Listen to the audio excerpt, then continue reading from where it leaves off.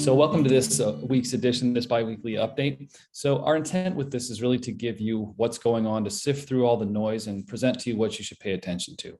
So when you look at the biweekly update, the intention is to really give that, bring some humor along as well, and just to tell you what's on our mind and what you should be paying attention to during the last week or two as far as what's going on. There's been a lot that's gone on, so we'll get into that in just one moment. What I'd like to do though is first maybe have some of the different ideas we have about gratitude. So my gratitude today would be the fact that today is supposed to be a 63-degree day here in Wisconsin. We do have St. Patrick's Day coming up, if you will, which is fun to celebrate with them during this time. There's a lot in the world that can offset in the maybe rough spots as well. So with my gratitude statement, and that's my way to begin. How about let's go to Peter. Let's break it off instead. Peter, what's your gratitude today? Thanks, Chris. I'm grateful for the outpouring of well wishes and love I received over the last month or so for my wedding at the end of February. So thank you to everyone who reached out. Outstanding. Outstanding. Thank you, Peter. How about yourself, Zach? Yeah, thank you, Chris. I'm extremely grateful for St. Patrick's Day as well. Not necessarily for the holiday, but it also happens to be my dad's birthday. So my dad will be 77 tomorrow on St. Patrick's Day. I'm also grateful for the Gentian birthday lunches, because they'll be coming down and get to celebrate with them. So I've stood on the shoulders of giants my entire life in some form throughout my life, and it really all started with my parents. So I'm extremely grateful for them. Outstanding. Today, Ken won't be joining us, so I'm actually gonna just hop over to gratitude for Mike, if I may. Absolutely, and echoing Zach a little bit, my dad's birthday was actually yesterday, and I got to spend some time celebrating with him. So grateful for everything that he's done in my life. Wouldn't be here without him, literally and hypothetically, I guess, from that standpoint. That's awesome. Thank you very much. So today, there's a lot going on. Obviously, you've got COVID still lingering and meandering in some cases, in some countries spiking. We've got a Russian invasion. We've got many countries. China may be looking at adding to some of the equation, if you will, with Russia and some of the conflict there as well. We've also got things happening in Iran, things happening in our own government, things happening in the state. But yesterday, I don't know if you know, some massive legislation was passed that will affect the most important thing that we have. Anybody know what that was? That is correct. Daylight savings time. So there was legislation passed yesterday that in 2023 we'll no longer celebrate daylight savings time. It'll be daylight savings time all the time. So good news for that, since it's our most important commodity. It is time. So anyway, I thought I'd share that one with you guys as well as we run through. And when I'm looking at this, a lot of the different things that are going on with planning, we're seeing a lot more interest in what's going on. I shared with you, I believe, last time, and I want to share again with you if I may. Some massive changes in this fourth industrial revolution. Number one is all the information that's coming out. So what kind of information is coming out? Well, let me do this. So for every 100 years since the beginning of time, all knowledge or information in the world has doubled about every 100 years.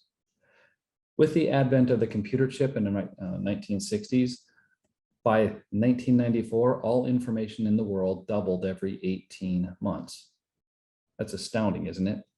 But just recently it was measured again, and they found all information in the world is doubling every 12 hours. Think about that. We're really headed into a fray of information and a fray of what's going on. So what we need to do is we need to take a look at what's causing all the disruption that we feel.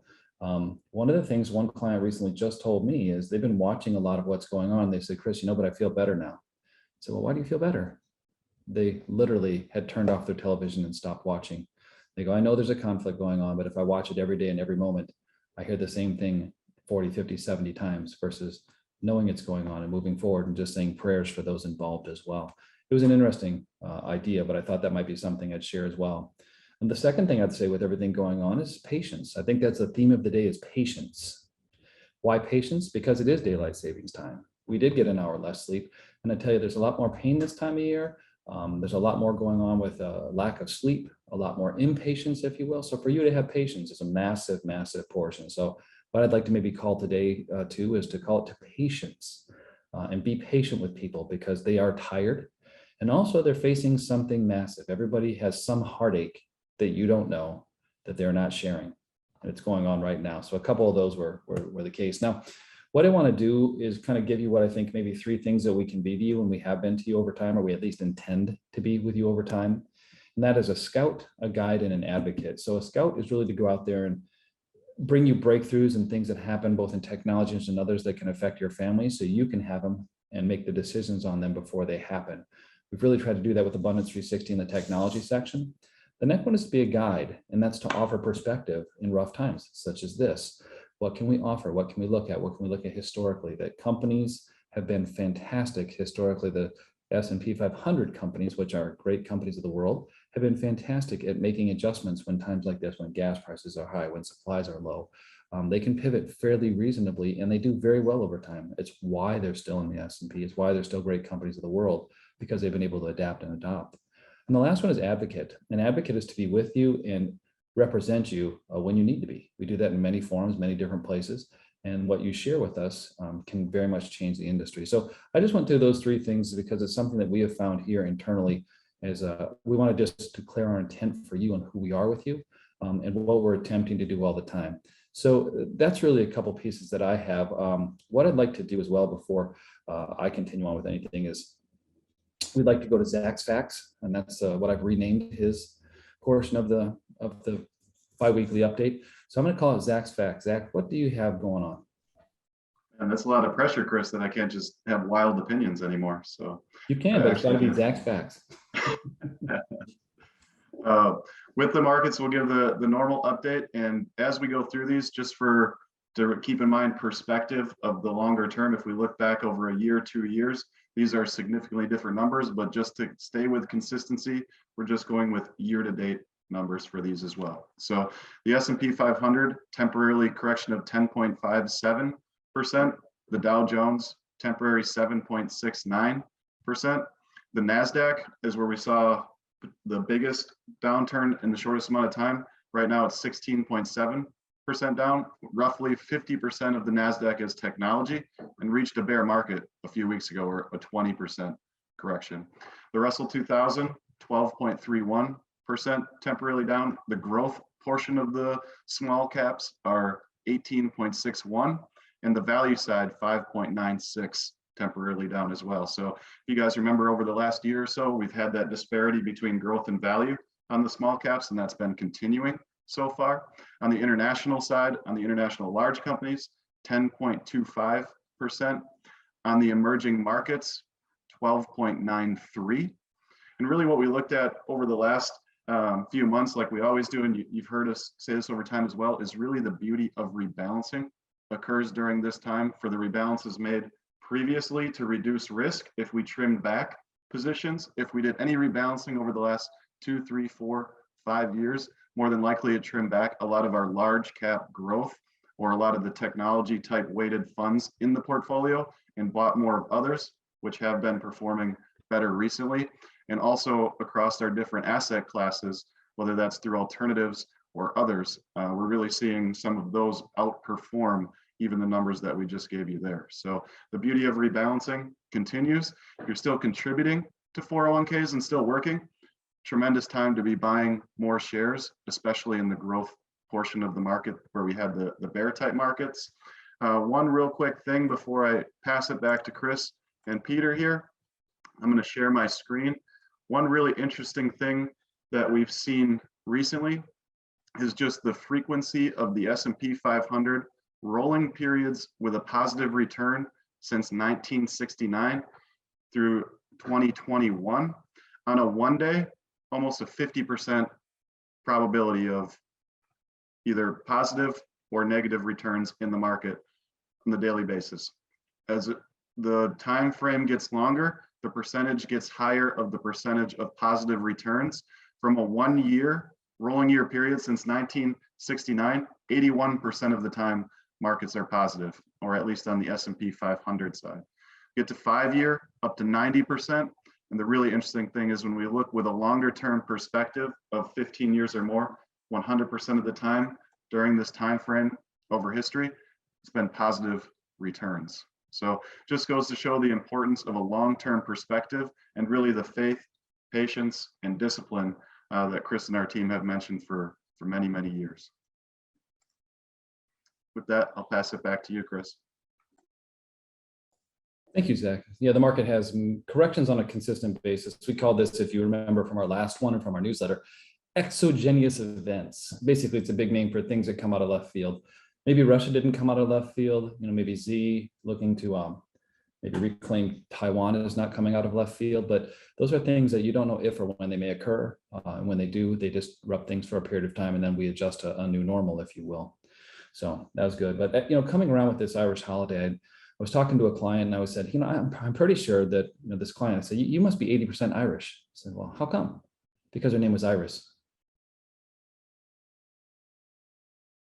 I get it. Anyway, a dad joke for you, for anybody you have, that's named Iris. I just want to make sure you bring those out as well, because I don't want to forget the dad jokes. The dad jokes are often horrible, but they're kind of fun, if you will, for you guys as well.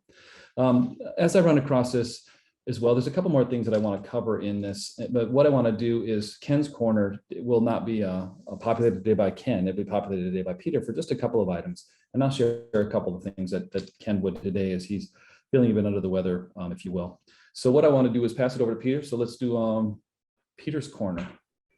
Thanks, Chris. Yeah, with Ken out, I got everyone's favorite topic today, taxes. But thankfully, all I have is a few updates for you.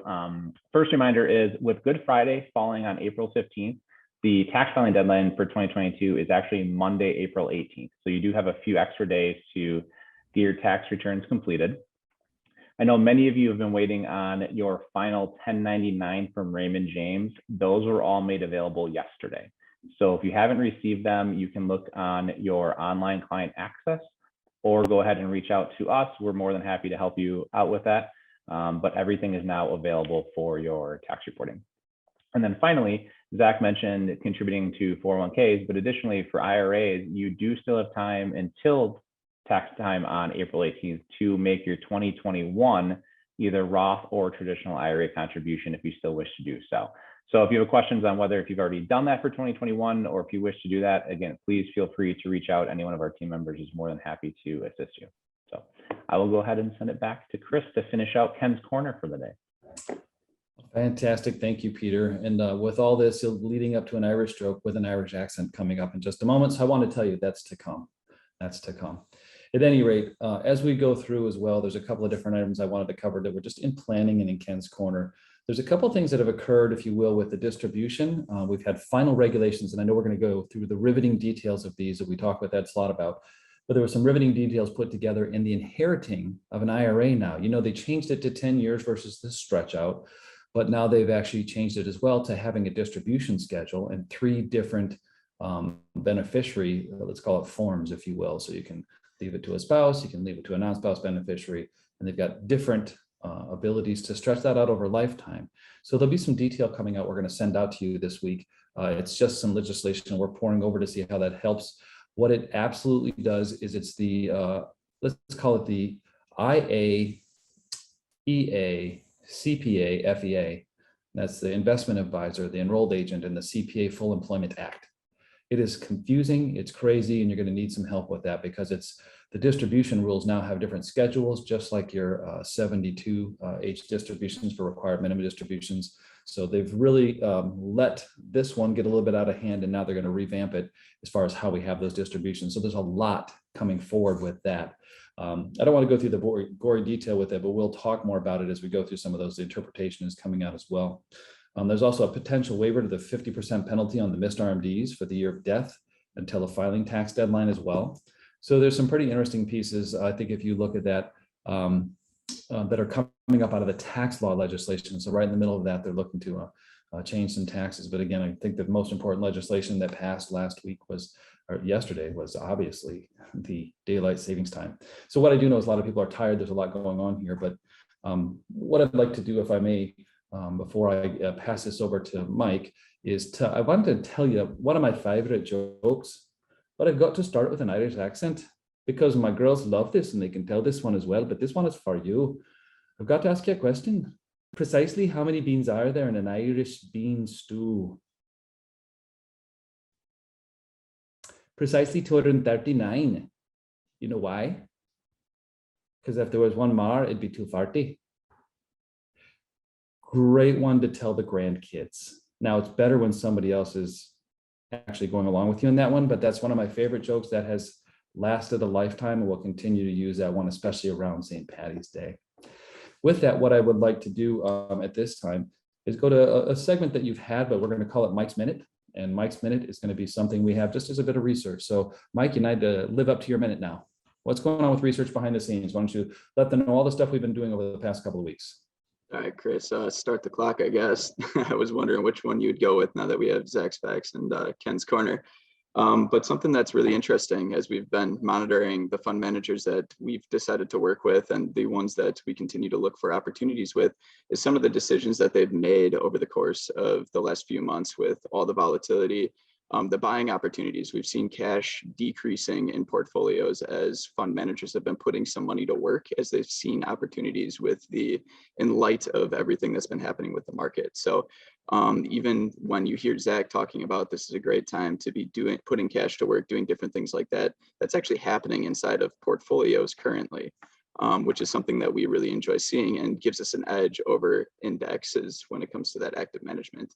One other thing that we've noticed is their decisions that they've made with allocations to Russian companies, Russian bonds, different things from that standpoint. It's great to see them making decisions, making changes.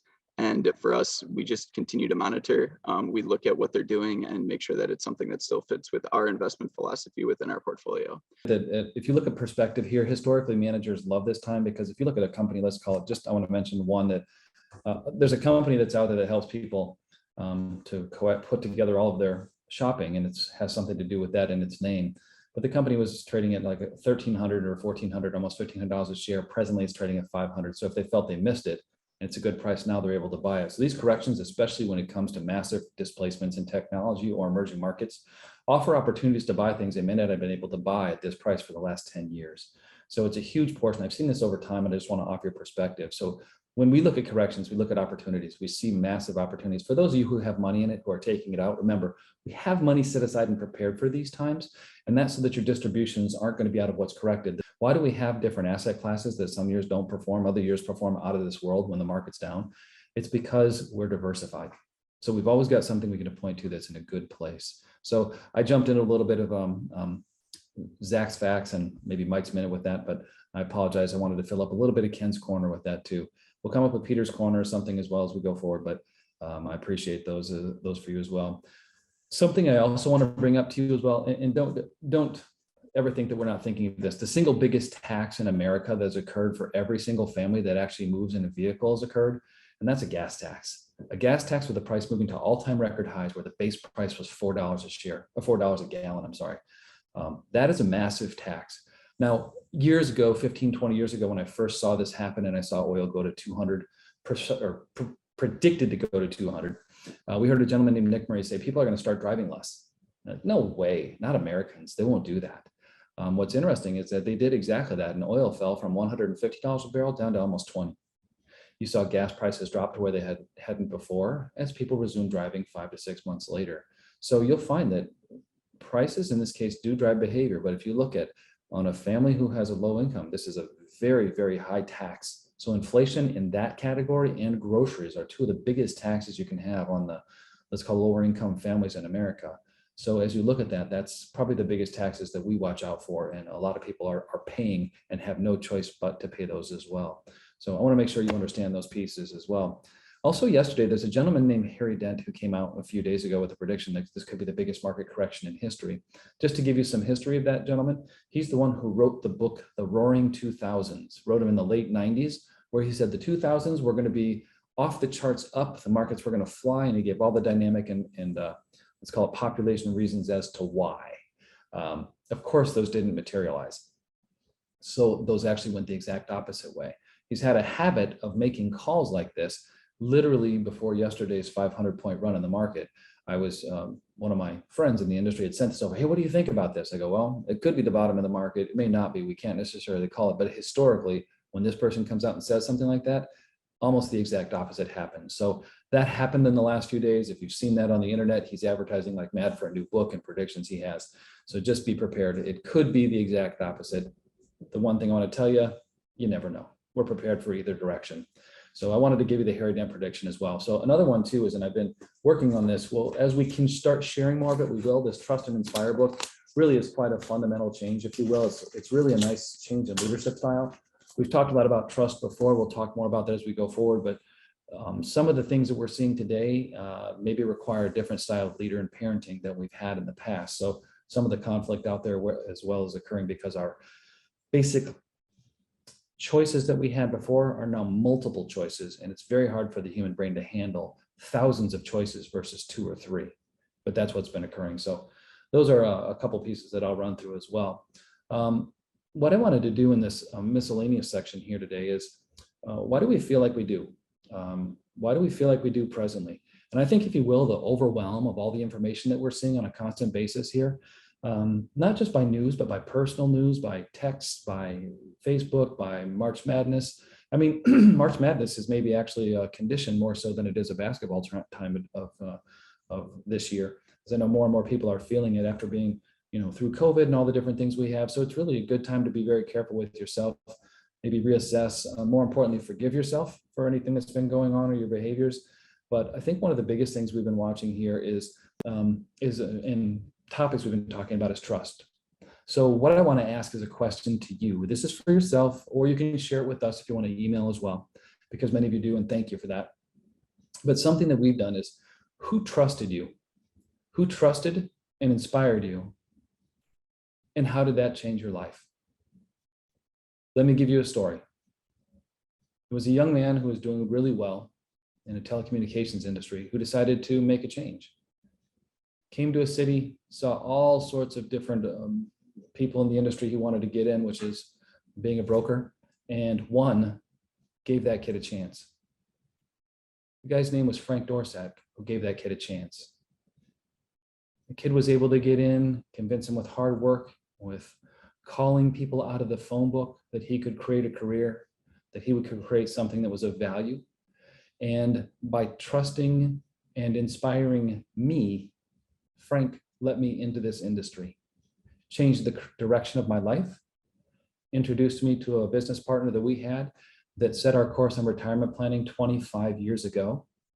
So my gratitude is the trust and inspiration that that individual's decision did to create my vocation, not just create it, but to unveil to me the vocation I have now. And vocation is something that you do because you love it, not necessarily because you're paid for it.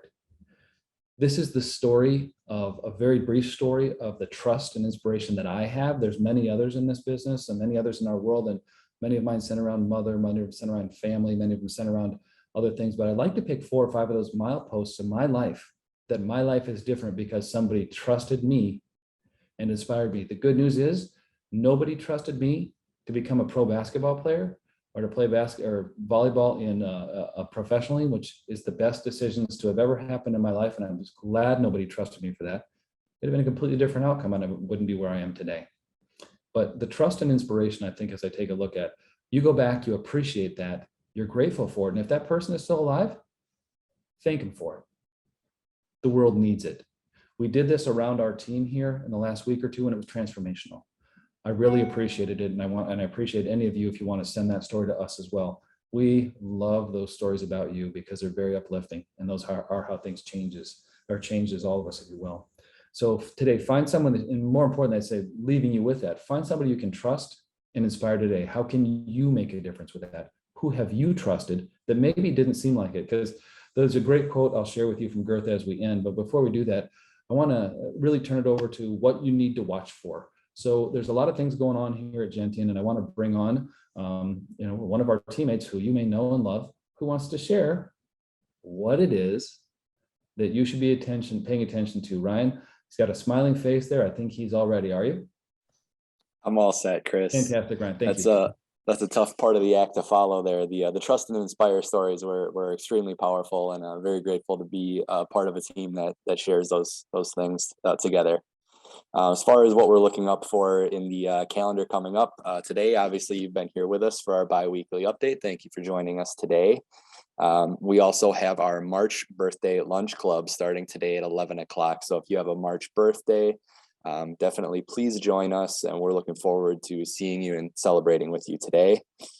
Tomorrow, Thursday 17th, is St. Patrick's Day, so look forward to finding those green clothes, pulling them out of your closet once a year, and celebrating St. Patrick's Day tomorrow. Sunday, March 20th is when spring begins, first day of spring. Obviously, we've got some nice warm weather coming already this week, so hopefully spring launches smoothly this year without any more winter storms.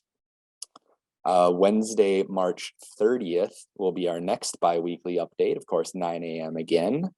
Wednesday, April 20th is the April birthday lunch club. So watch for emails regarding that, and make sure you RSVP to join us on April 20th if you have an April birthday. Tuesday, May 3rd will be our Spring Technology Forum in Neenah.